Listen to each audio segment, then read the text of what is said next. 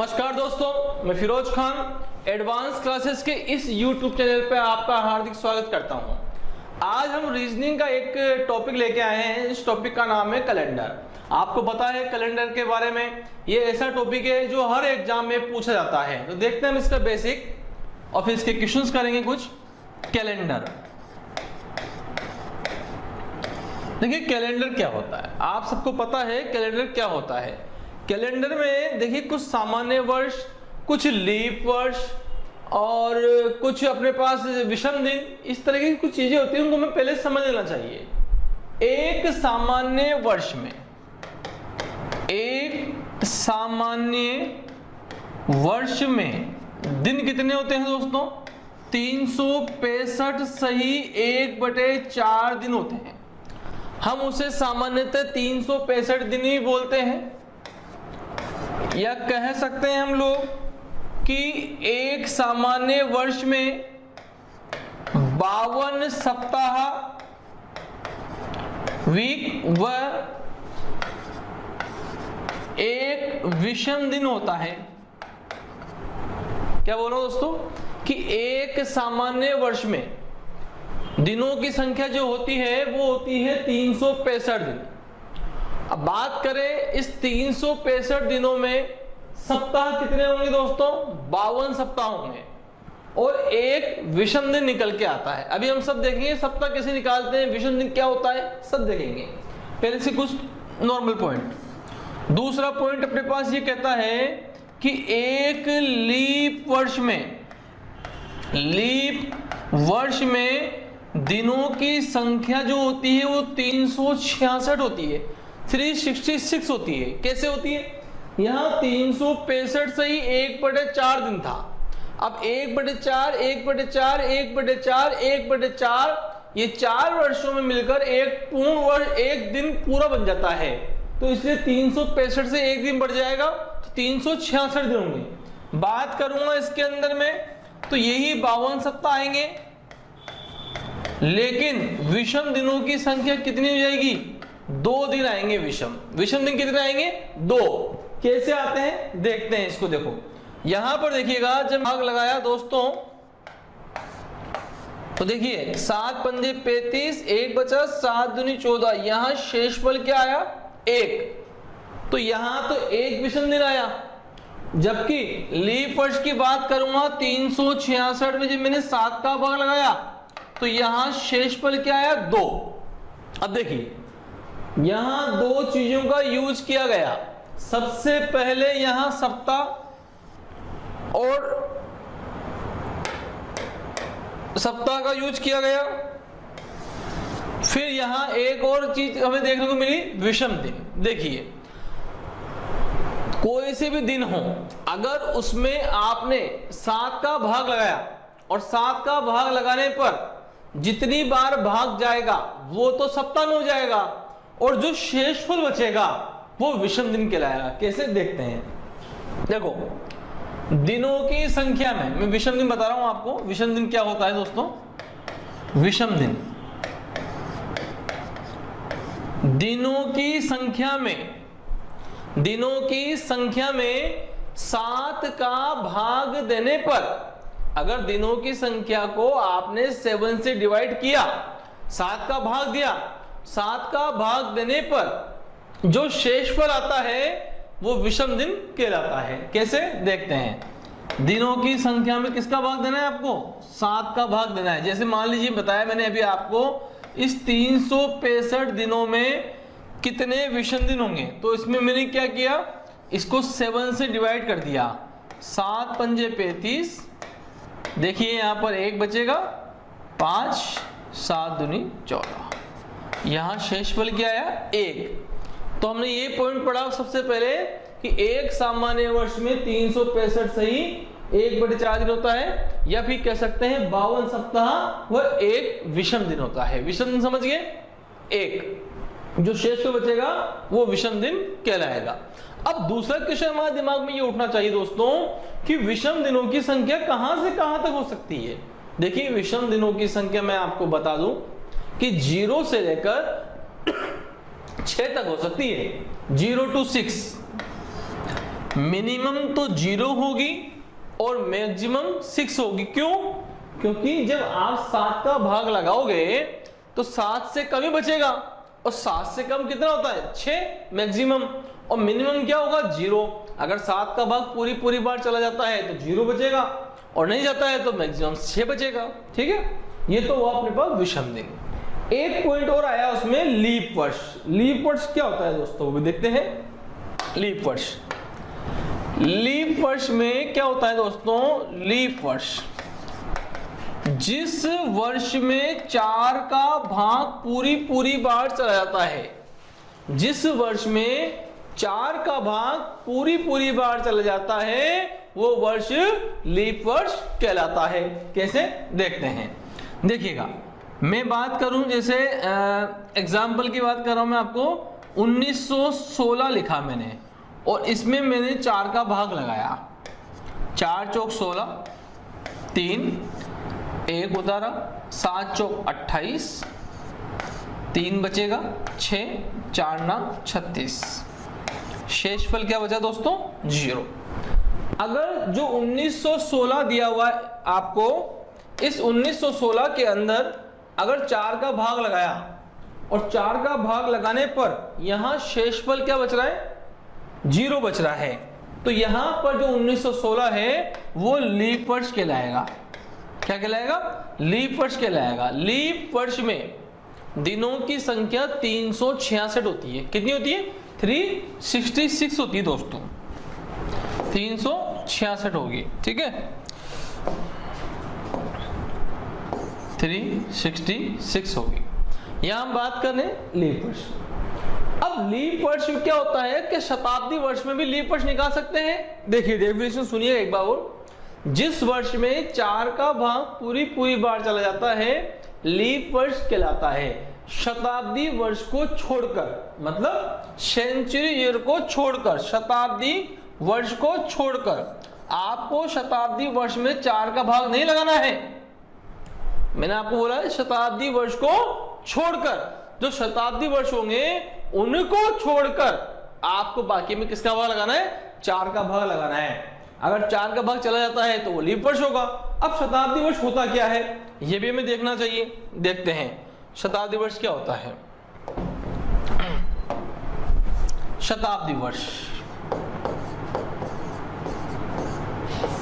शताब्दी वर्ष जिस वर्ष में 100 का भाग पूरी बार चला जाता है। सुनिएगा लैंग्वेज, जिस वर्ष में 100 का भाग पूरी बार चला जाता है, वो वर्ष कौन सा वर्ष कहलाएगा? शताब्दी। शत मतलब 100 वर्षों के समूह को क्या कहा जाता है? शताब्दी वर्ष। जैसे 100, 200, 300, 400, 500, 600, ये जितने भी हैं वो सब क्या है? शताब्दी वर्ष है। अगर इसमें आपको पता लगाना है कि ये लीप वर्ष है नहीं है, तो ध्यान रखिएगा शताब्दी लीप वर्ष,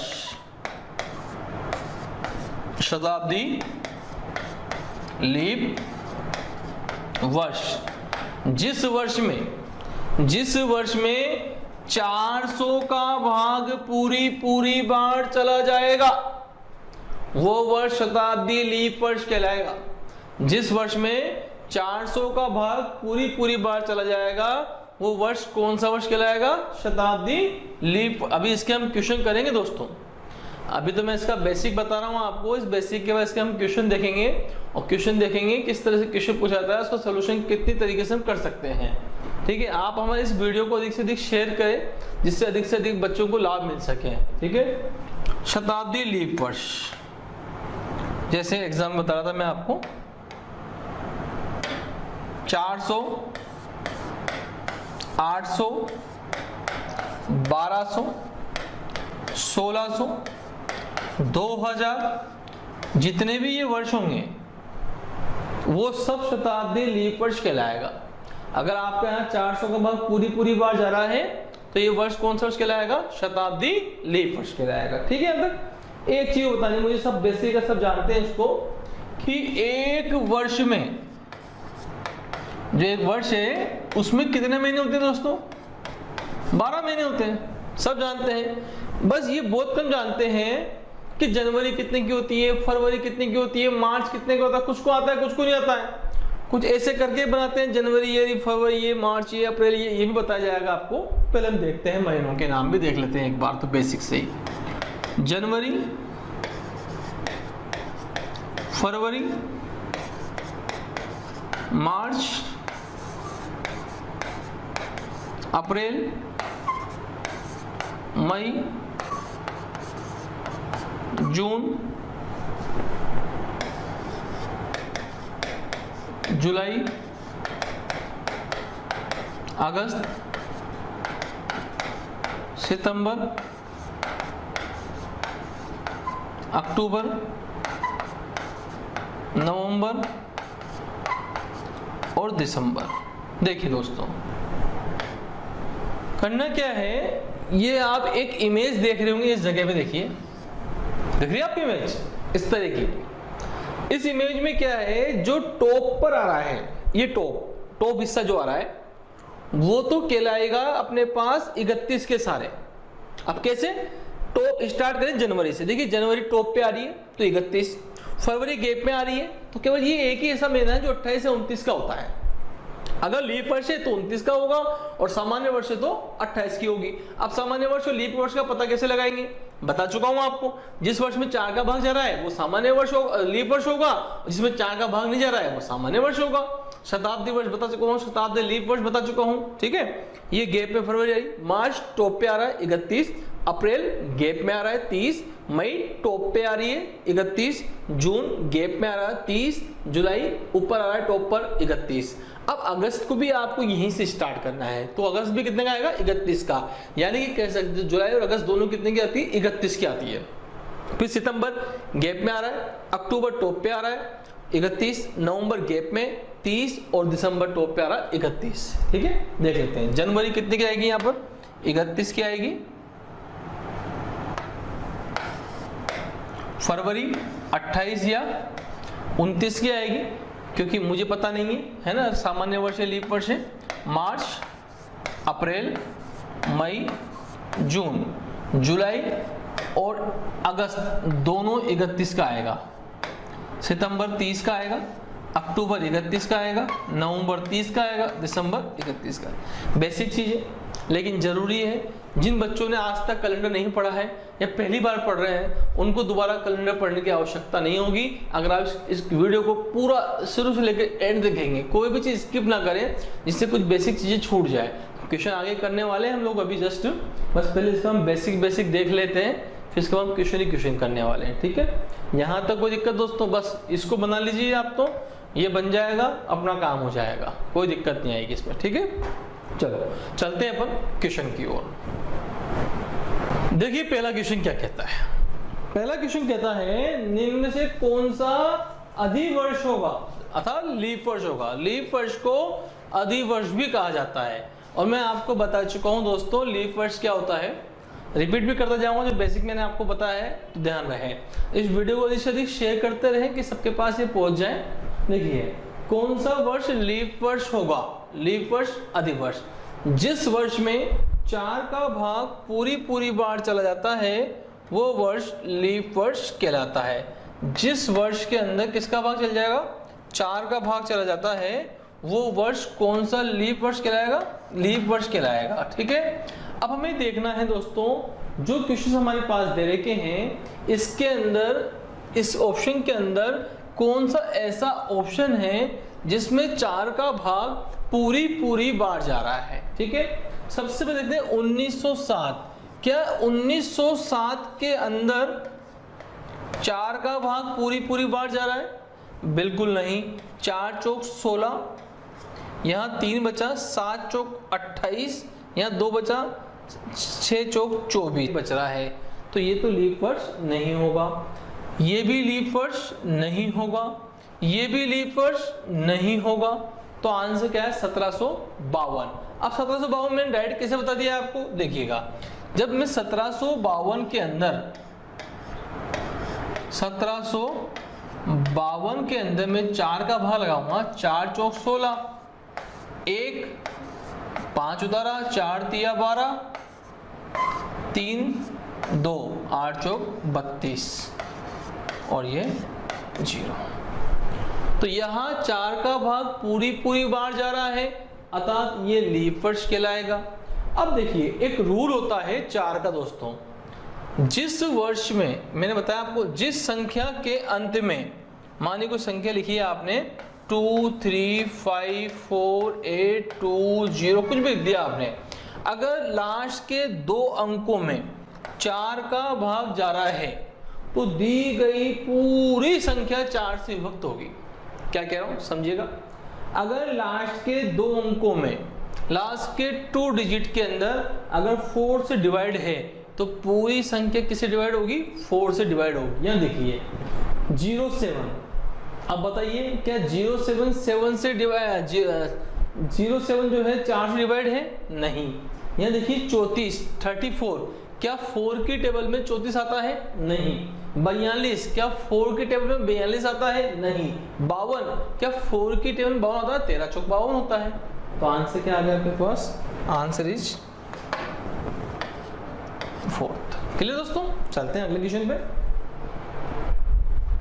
अगला क्वेश्चन क्या कहता है दोस्तों, निम्न में से कौन सा लीप वर्ष नहीं होगा। अब देखिए पहले पूछा था होगा और अब पूछ रहा कौन सा लीप वर्ष नहीं होगा। तो रूल तो वही है, जिस वर्ष में 4 का भाग पूरी बार चला जाएगा वो वर्ष कौन सा वर्ष कहलाएगा, लीप वर्ष कहलाएगा। देखते हैं रूल, सोचेगा 48 में क्या 4 का भाग जाता है, बिल्कुल जाता है, 12 चौक 48। यहां देखिए 34 34, क्या 34 में 4 का भाग जाता है, नहीं। 56 में 4 का भाग जाएगा भाई, 4 के 4 16। यहां देखिए 64 में भी 4 का भाग जाएगा। अब लास्ट के जो दो अंक हैं, लास्ट के दो अंक हैं 48 34 56 64, केवल आपको इन दो अंकों में 4 का भाग लगा देखना है। अगर इन दो अंकों में 4 का भाग पूरी बार चला जाता है तो पूरी संख्या 4 से विभक्त होगी, ठीक है। तो देखिए ये पूछा है कौन सा लीप वर्ष नहीं होगा, होगा नहीं पूछा है, नहीं होगा। तो ये तो लीप वर्ष है, ये लीप वर्ष है, ये लीप वर्ष है, तो केवल दूसरा नंबर का है जो लीप वर्ष नहीं होगा, क्योंकि इसमें 4 का भाग पूरी बार नहीं जा रहा है। और मैं आपको बता दूं दोस्तों कि लीप वर्ष में जो फरवरी के दिन होते हैं वो कितने होते हैं, 29 होते हैं। बता चुका हूं पहला पॉइंट में आपको। एक सामान्य वर्ष में 365 दिन होते हैं, जबकि लीप वर्ष में 366 दिन होते हैं। चलते हैं अगले क्वेश्चन की ओर।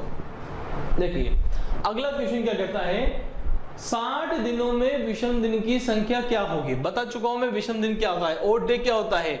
दिनों की संख्या में, सुनिएगा एक बार रिपीट कर रहा हूं बार मैं, दिनों की संख्या में 7 का भाग देने पर जो शेषफल आता है विषम दिन कहलाता है। और एक पॉइंट और मैंने आपको बताया था कि विषम दिनों की संख्या कहां से कहां तक हो सकती है, 0 से लेकर 6 तक हो सकती है। क्योंकि जब आप 7 का भाग लगाएंगे दोस्तों, तो 7 का भाग लगाएंगे तो मैक्सिमम 0 बचेगा और मिनिमम क्या बचेगा, 0। मैक्सिमम 6 बचेगा और मिनिमम क्या बचेगा, 0 बचेगा।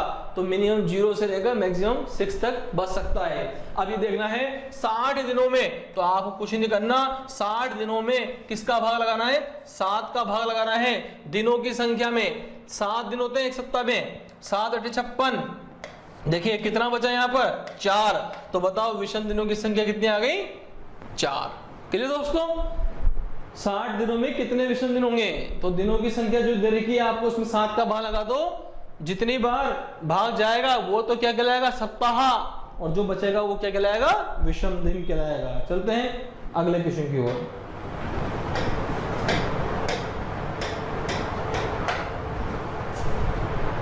देखिए 178 दिनों में विषम दिनों की संख्या ज्ञात कीजिए। 178 आपको दे रखा है, 178 दिन, 178 जो डे है उसमें विषम दिन कितने होंगे, तो देख लेते हैं। किसका भाग लगाना है, केवल 7 का भाग लगाना है। 7 दूनी 14, यहां 3 बचेगा 38, 7 पंजे 35, कितना बच गया, 3 बचेगा। तो बताइए विषम दिनों की संख्या कितनी आएगी दोस्तों, 3। यहां तक कोई दिक्कत, फिर समझ लीजिएगा। दिनों की संख्या में 7 का भाग लगा दो, जितने 7 का भाग जाएगा जो शेषफल आएगा वो विषम दिन कहलाता है। ठीक है, अगला क्वेश्चन देखते जाओ, क्वेश्चन की बाहर आने वाली है आज आपके पास। 8 जनवरी 2001 को शनिवार था, तो 27 जनवरी 2001 को क्या वार होगा, इसके एक रूल पढ़ना पड़ेगा हमें पहले, उस रूल के बाद इस क्वेश्चन को मैं आपको समझाता हूं। देखिए क्या कहता है रूल। रूल कहता है दोस्तों, जब दो तिथियों का अंतर 0, 7, 14, 21, 28, 35 dash dash dash dash dash dash, मतलब कि जब जो 2 तारीख आपको दी हुई है, अगर उन दोनों तारीखों का जो अंतर है, उन दोनों तारीखों का जो डिफरेंस है, अगर वो 7 से डिवाइड हो जाए, यानी कि उनका जो अंतर है वो 7 से डिवाइड हो सके पूरी बार, तो उन दोनों तारीखों में वार समान होते हैं। जैसे अगर मैं बोलूं आपको इस 5 तारीख को, मान लीजिए मैंने आपको गुरुवार दिया हुआ है, 5 तारीख को गुरुवार दिया हुआ है, और पूछा गया कि बताइए 12 तारीख को क्या वार होगा, एक ही महीना है, सेम मंथ है, तो देखिएगा करना क्या है, इन दोनों में अंतर निकालना है। जब मैं इन दोनों में अंतर निकालूंगा तो कितने का अंतर आएगा दोस्तों, 7 का अंतर आएगा। 7 का अंतर आएगा तो 7 का ही भाग लगाना था मुझे, तो जब 7 में 7 का भाग लगाऊंगा तो यहाँ शेषफल क्या आएगा दोस्तों, 0 आएगा। अब 0 आएगा तो गुरुवार को 0 में जोड़ूंगा तो वापस गुरुवार ही आएगा। तो फिर हमने यही बोला, जब 2 तारीखों का अंतर में अगर 7 का अंतर आ रहा है या 7 का मल्टीपल का अंतर है, तो वार क्या होंगे, सेम होंगे। लेकिन देखिए दोस्तों, अगर अंतर सेम नहीं है, अंतर ज्यादा भी हो सकता है, कम हो सकता है, 7 का मल्टीपल नहीं हो सकता है, उस केस में क्या होगा देखिएगा। उस केस में क्या होगा, मान लीजिए आपको 5 तारीख को दे रखा है, वापस गुरुवार ही दे रखा है मान लीजिए, और आपसे पूछा बताइए 15 तारीख का क्या वार होगा, तो सबसे पहले दोनों तारीखों का अंतर निकाल दीजिए। अब दोनों तारीखों में जो अंतर आएगा वो देखो, दोनों तारीख का अंतर कितने का आया, 10 का अंतर आया। 10 में 7 का भाग लगाऊंगा, 7 एकम 7, कितना बचा दोस्तों, 3। यहां पूरी बार भाग नहीं जा रहा है, यहां शेष पर बच रहा दोस्तों, देखिए 3 बचा हुआ है। इस 3 को दिए गए वार में जोड़ दीजिए। जब गुरुवार में मैं 3 जोड़ूंगा, शुक्रवार, शनिवार और रविवार, तो बताइए आंसर क्या आ गया अपने पास, रविवार। बताइए यहां तक कोई दिक्कत, फिर समझ लीजिए बहुत ही प्यारा रूल है, और इस रूल से, इस टाइप से, इस रूल्स के नियम से आप इस कैलेंडर का आधा टॉपिक कर डालेंगे दोस्तों। बहुत प्यारा रूल है और यही काम आता है एग्जाम में अधिक से अधिक। देखिए आप हमारे इस YouTube चैनल को अधिक से अधिक सब्सक्राइब करें, लाइक करें, शेयर करें और बेल आइकन को दबाना ना भूलें, जिससे आने वाले वीडियो आप तक पहुंच सके। देखिए अब क्वेश्चन क्या कहता है, क्वेश्चन पर आते हैं हम लोग वापस। ये बोला गया है 8 जनवरी 2001 को शनिवार था, तो 27 जनवरी 2001 को, मतलब सन तो सेम है और मंथ भी सेम है। सबसे पहले इन पर ध्यान दीजिए, आपसे बोल रखा कि 8 जनवरी है और पूछा गया कितनी जनवरी का है, 27 जनवरी का पूछा है। दोनों के अंदर अंतर निकाल दो, कितने का अंतर आएगा, 19 का अंतर आएगा। अंतर में किसका भाग लगाना है, 7 का।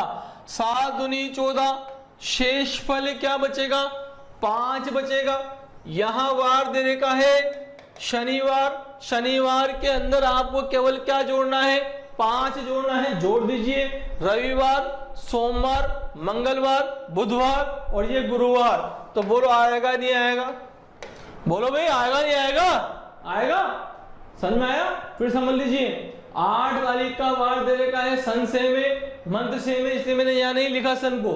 8 तारीख का वार दिया, 27 तारीख का पूछा है, दोनों में केवल अंतर निकालना है। सिंपली अंतर निकाला, 19 का अंतर आया, 19 में 7 का भाग लगाऊंगा, 7 दूनी 14, शेषफल 5 बचेगा। उस 5 को जो पहले का वार दिया गया है उसमें जोड़ देना। क्लियर, चलते हैं अगले क्वेश्चन पे। इसी माह की 17 तारीख बुधवार को पड़ती है। अगर किसी माह की 17 तारीख, महीना पता नहीं है, जनवरी, फरवरी, अप्रैल, मार्च, अप्रैल, मई, जून, जुलाई, अगस्त, सितंबर, अक्टूबर, नवंबर, दिसंबर, कुछ भी हो सकता है, क्योंकि साफ बोला गया है अगर किसी महीने की 17 तारीख को बुधवार को आती है तो उसी माह का प्रथम दिन क्या वार होगा।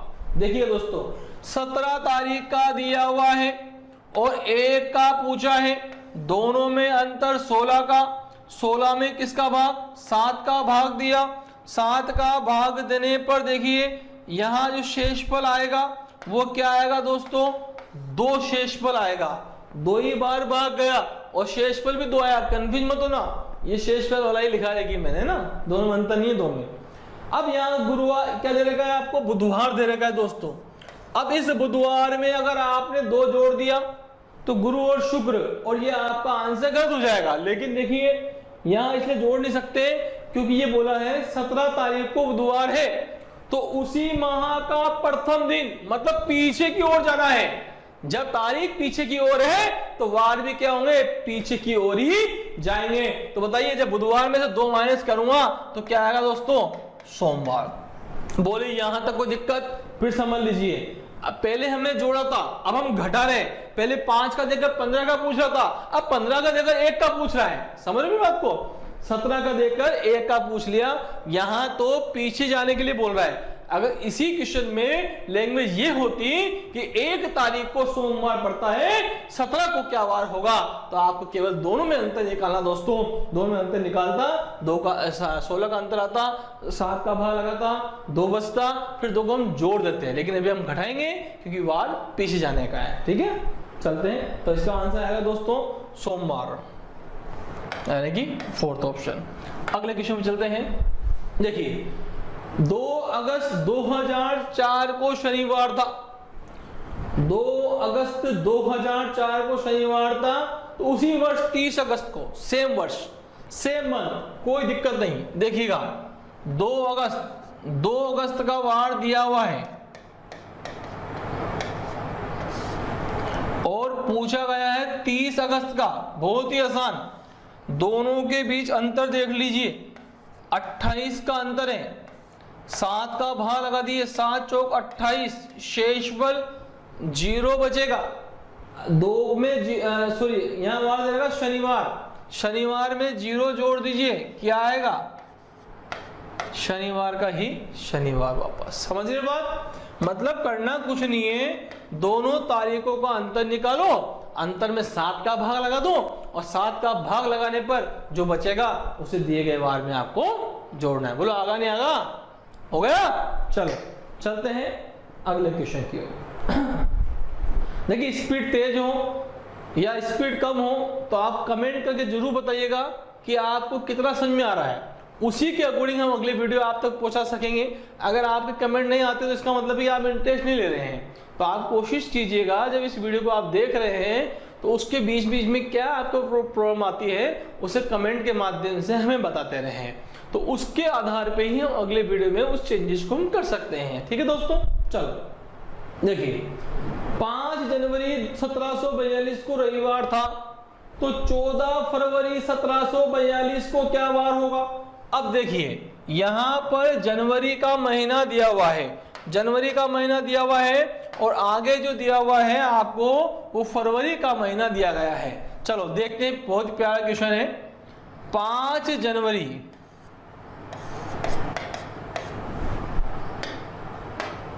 5 जनवरी को रविवार बताया जा रहा है और पूछा है 14 फरवरी का क्या वार होगा। देखिए दोस्तों, अब यहां 5 और 14 में डायरेक्ट अंतर मत निकाल दीजिएगा क्योंकि ये दोनों महीने अलग अलग है, वो गड़बड़ हो जाएगा। पहले आप देखिए जनवरी होती है 31 की, 31 जनवरी में से 5 गया तो कितना बचा, 26 जनवरी तो यहां बचा। मतलब 1 से लेकर 30 तक का 5 निकल गए। अब 5 के बाद जनवरी में दिन कितने लोग बचते हैं, 6, 7, 8, 9, 10 पूरा जोड़ेंगे आप 31 तक तो 26 दिन आएंगे। उसके बाद फरवरी चालू हो गई 14 की, इन दोनों को जोड़ दो 40 आएगा, 7 पंजे 35, बचेगा 5। इस 5 को दिए गए वार में जोड़ दो। जब रविवार में आप 5 जोड़ेंगे तो बताइए क्या आएगा, शुक्रवार। तो बताइए आपका आंसर क्या बेटा दोस्तों, शुक्रवार। बोलो यहां तक कोई दिक्कत दोस्तों, फिर समझ लीजिएगा। जनवरी का दे रखा था और फरवरी का पूछा है, दोनों के बीच में अंतर निकालना है, अंतर निकाल कर जो बचेगा उसे दिए गए वार में जोड़ना है। ठीक है, चलते हैं अगले विषय पर। देखिएगा 1 फरवरी का दे रखा है और 3 मार्च का पूछा है दोस्तों। अब बताइए 1 फरवरी 1 फरवरी का वार दे रखा है आपको 1940, वर्ष सेम है तो लिखने की जरूरत नहीं पड़नी चाहिए, सोमवार। और पूछा गया है 3 मार्च का दोस्तों। अब देखिए फरवरी का दिया हुआ है और मार्च का पूछा गया है। फरवरी में दिन कितने होते हैं, 28 होते हैं या 29 होते हैं, वो डिपेंड करेगा इस वर्ष पर। अब इस वर्ष को पहचानने के लिए मैंने आपको बताया है सामान्य वर्ष और लीप वर्ष के बारे में। जिस वर्ष में 4 का भाग चला जाता है वो वर्ष सामान्य वर्ष नहीं लीप वर्ष कहलाता है। तो बताइए क्या 1940 में 4 का भाग जा रहा है? बिल्कुल जा रहा है। मैंने बताया आपको 4 का नियम, अंतिम दो अंकों में यदि 4 का भाग पूरी बार चला जाता है तो दी गई संख्या 4 से पूर्णतः विभक्त होती है। तो बताइए 40 में 4 का भाग जा रहा है? बिल्कुल जा रहा है दोस्तों। तो ये लीप वर्ष होगा और लीप वर्ष होगा तो फरवरी कितने की आएगी? 29 की आएगी। और इसमें दिनों की संख्या 366 होगी। और इसमें विषम दिन कितने होंगे? 2, क्योंकि 366 में 7 का भाग लगाएंगे तो 52 बार तो भाग जाएगा और शेषफल 2 बचेगा। देखते हैं तो फरवरी 29 की होगी तो 1 निकल गया, तो 28 दिन तो फरवरी के यहां बचे और मार्च आ गया 3 मार्च। इन सबको जोड़कर 7 का भाग लगाना था दोस्तों। अब 7 का भाग लगा दीजिए। 8, 28 और 3 31, 31 में 7 का भाग लगाया, 7 चौक 28, वापस 3 बचेगा और इस 3 को इस सोमवार में जोड़ना है। सोमवार में 3 जोड़ूंगा तो क्या है दोस्तों? गुरुवार। तो बोलो आंसर आया नहीं आया? तो आंसर आएगा इसका गुरुवार। बोलिए कोई दिक्कत? ठीक है, चलते हैं अगले क्वेश्चन पे। अगला क्वेश्चन क्या कहता है? यदि किसी माह का 5वां दिन पर पहला रविवार पड़ता है, 5 तारीख को रविवार आया, तो ये बताइए उसी माह का तीसरा शुक्रवार कब आएगा? कौन सी तारीख को आएगा? बहुत ही प्यारा क्वेश्चन। देखिए किसी माह का 5वें दिन पर पहला रविवार, मतलब यूं है 1